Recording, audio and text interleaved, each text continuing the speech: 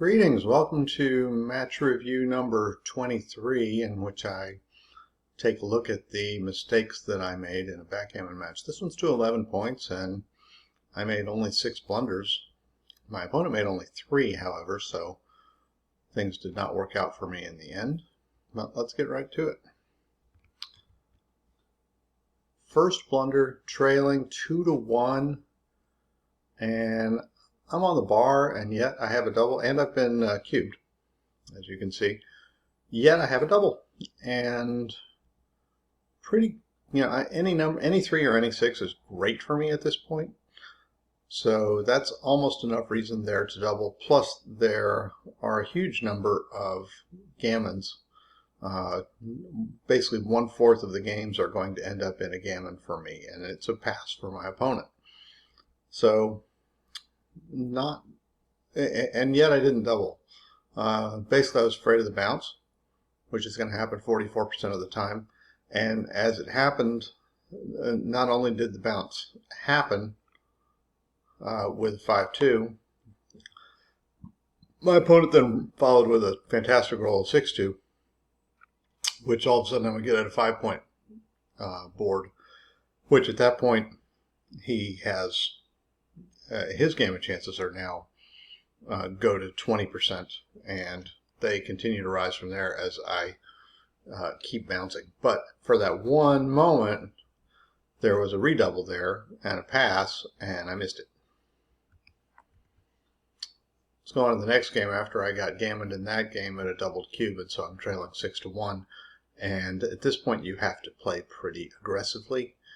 And I have a position here where I should be throwing the cube. I've opened with a 5-3 to make the 3-point, and then thrown double 5s to advance myself in the race.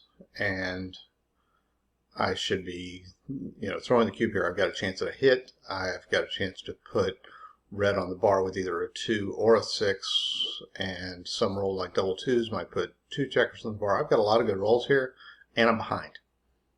So missed that cube, threw another 5-5, which kind of messed up the game completely. But you have to see the situation and throw it. Here's a 3-2 that I misplayed and should have played out to the 21. You get a little bit more coverage out. Oop, let's find the... Told you this was a new computer. So, should have played this one out to the 21 like so, and into the 6 instead of slotting the 5. Then I throw 6-6, and I botched that as well, where you can see I played 22-4 and then out to the 18, and should have just stayed back on the 24 point and made the 2. So, played 2 of the 6s correctly. But that leaves me with only, the correct play leaves me with only 1 checker to get out and a 4-point board and a great prospects of making a 5-point board. So I'm not so easy to hit loose, and which should help me escape. Now trailing 3-6, and I have a 3-1 to play, and I come up with the 3, which gives my opponent a chance to play behind with his stacked checkers on the 6, and misses for me a chance to make the 5-point. Even though making an inner board anchor like the 21 is generally a good thing for me, in this case it's not so good. I want more board coverage, and I want a better board, and I don't want to give a lot of easy numbers like, say, 5-3, for my opponent would have to leave a shot, whereas if he throws 5-3 after I play up, then he doesn't have to leave a shot. Whereas if I stay where I am, he does have to leave a shot. And then I get to here, and I'm trailing 6-3, and red throws a cube at me, and there's a little bit of race down 19, and there's a little bit of a chance for a hit, and they add up to a 24% chance to win this. Typically, I will drop a cube if I feel like I'm going to get only 1 shot, And in this case, that's sort of how it looks, but I still have the 12 point, and red's going to have to throw something here if I take, and since I passed, red doesn't have to do anything.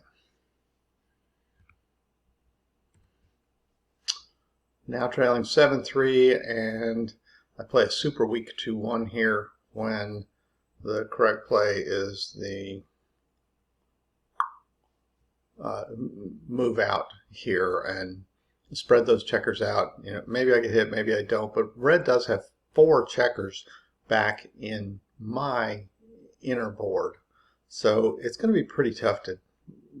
I mean, you can't get a closeout with 11 checkers no matter what, but it'll be pretty tough to even get a 5-point board without me being able to do anything. Red's got lots of work to do here, so the anchor is not so crucial, and why am I just setting myself up to get hit? Make essentially the same mistake here. Red's got 4 checkers in the back, and I don't put a priority on escaping my checkers on the 23 point.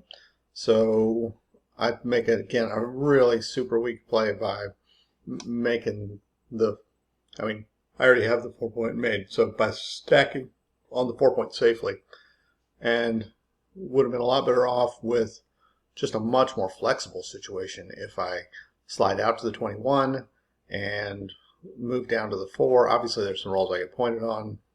It's not a great situation. It's still a minus 0.307, but at least it's not a minus 0.655. And another play that probably pretty strongly worth looking at is hitting on the 2 point. And here's an area where one of my serious weaknesses as a backgammon player is my failure to hit loose in the inner board. So again, it's one thing to turn down the option, and it's another thing not to even see it.